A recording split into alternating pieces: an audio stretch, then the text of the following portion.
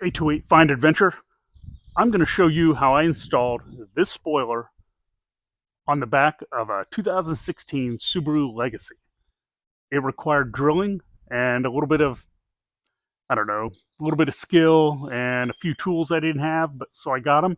And but it was easy to install. Came with everything I needed, and let's get to it. Okay, guys, this is the back of a 2016 Subaru Legacy. It looks kind of dull. There's no tail or anything like that or spoiler on it. It has kind of a little lip to the design, but I really wanted to add something that made it, I don't know, a little sportier, and Subaru makes that. So this is what I ordered.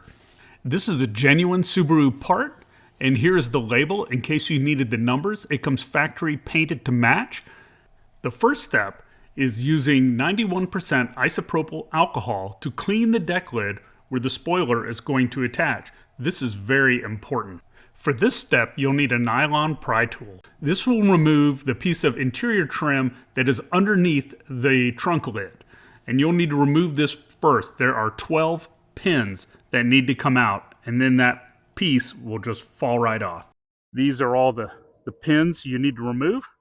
There's one in the center to hold it on. You can see them. And yes, I'm missing one right here.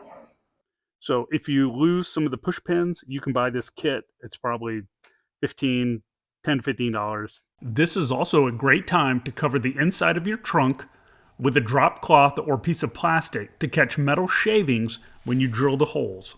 Now with some painter's tape, unroll the clear plastic template. This fits the trunk lid perfectly per the directions, and it did with mine. I used the painter's tape to tape it down, and it was a fantastic guide for drilling the holes. This is a center punch. You will use this to mark where your drill bit will sit before you start drilling. The template has crosshairs on it, so it makes it real easy. Now that the scary part is about to happen, get your gloves and your safety glasses out because you will need them. In the scary phase, you will be using a step-down drill bit up to 3/8 and a regular drill bit up to 5/16 to drill the holes. Refer to the directions as to which drill bits go to which hole. After this step, I then remove the template and vacuum up all the metal shavings on the outside of the deck lid, on the template itself, and inside the trunk. I remove that ground cloth and vacuum that to get all those metal pieces out. This is a deburring tool. After you drill the holes, you take this tool and circle the area that you drilled, and it gets the metal burrs off. Then you coat those sharp metal that you drilled through with some, I just use a high heat flat black spray paint that I have, and that stuff works great. And that prevents any rust from starting after you install the spoiler. After this, you might have to vacuum again to get any of the metal burrs that might have fallen into the trunk. In this step, you are putting some painter's tape, about 2 inches of it, on each side of the trunk lid. It only goes over the top of the trunk lid about 1/4 inch, and this is to help you center the spoiler when you install it. Now it's time to prepare the spoiler for installation. You need to refer to the directions on how to prepare the 3M style double stick tape on the back of the spoiler so it's easy to peel off once the spoiler is installed. If you've ever installed anything like this to your car, you'll know what I mean, where you have to fold a piece out. So when you bolt the piece down, you can pull on that and pull that protective layer off the double stick tape.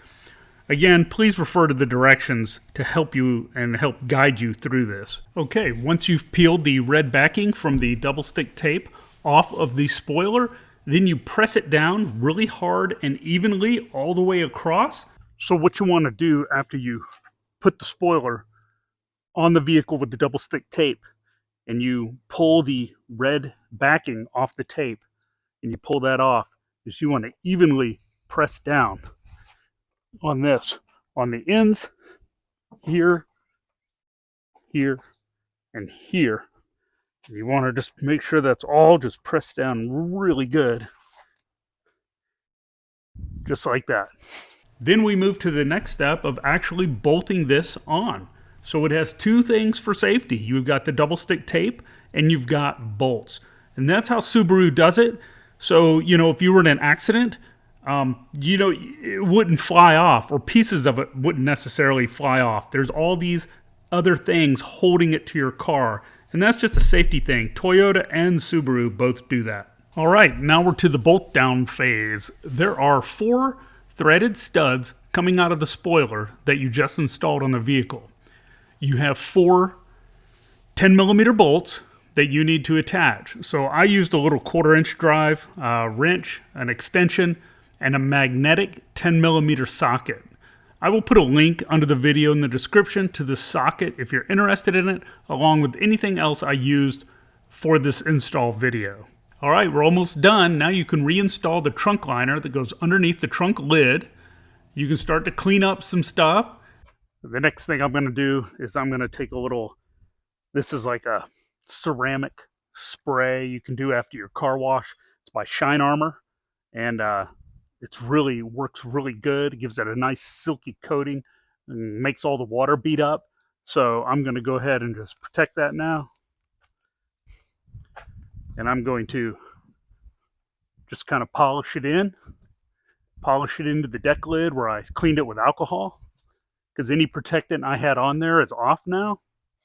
And then after I have that, I'm going to take a dry and I'm just going to buff it out. And there we go. Silky smooth and protected. So look at this car before the install. Now the spoiler is not going to do much for performance, but it really changes the look of the vehicle, especially from behind. I mean, it's kind of subtle.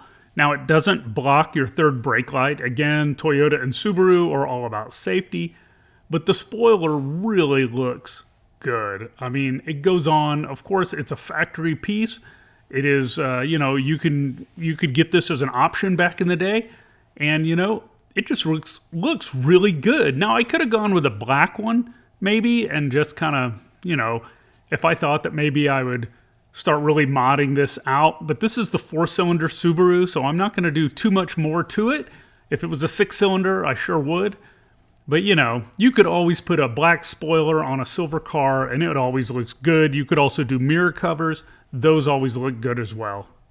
Well guys, I hope you enjoyed that video of me installing the spoiler on the back of the 2016 Subaru Legacy. I believe it's the same one for the 15 through 19 year models.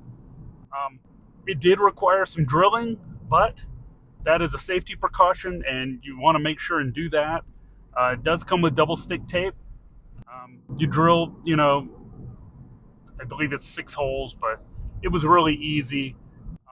Subaru, when you buy one of these, includes everything like the template that you will need to install it. They provide that so the mechanic who installs these at the dealer doesn't make a mistake. You wouldn't want to drill holes in the wrong place. But anyhow, I had to pick up a deburring tool and a center punch. But, other than that, I had the tools. It was easy just to drill some drill bits. And, it went on great, looks great. Definitely looks like it was installed at the factory. I mean, it's really nice. It gives it just a nice little lip that's very subtle. It doesn't look like too big and giant like an STI, because this is not. This is just a 4-cylinder Subaru Legacy. So anyhow, I hope you enjoyed the video. Anything you see in the video, I'll put some links under the video in the description if you want to check them out and do some research, or if it's a tool you might need, or those little plastic clips, etc. So check those out, do your research. There's all kinds of spoilers out there. I didn't want one with a brake light already in it because I didn't want to have to wire something into my harness. That said, I got the spoiler installed. I hope you liked it. I hope the video helps with things, just helping you get prepared to do it. Read the directions. You got to read the directions. They're step by step. They're from Subaru. They have a set of directions for different spoilers on these vehicles because different body styles had different spoilers. So make sure you get the right ones. Just match up the numbers. It'll be fine. You can usually, wherever you buy the spoiler, they provide a link to the install instructions. Well, that's all I got. If you would, please subscribe and hit the thumbs up button and leave a comment. If you have any tips and tricks about installing this stuff that's maybe better than the way I did it, I tried to follow the directions right away, right through. But anyhow, just do that. Comments are great. I do try to get back in you know, a day, 24 hours, maybe less than 24 hours. So there you have it. Until next time, I'm probably going to be doing some more Tundra stuff and some more Subaru Legacy stuff. I have a JDM horn to install on this. It's a triple horn. Should make it sound more like a car and less like the Roadrunner. And you know, I will see you then. See ya.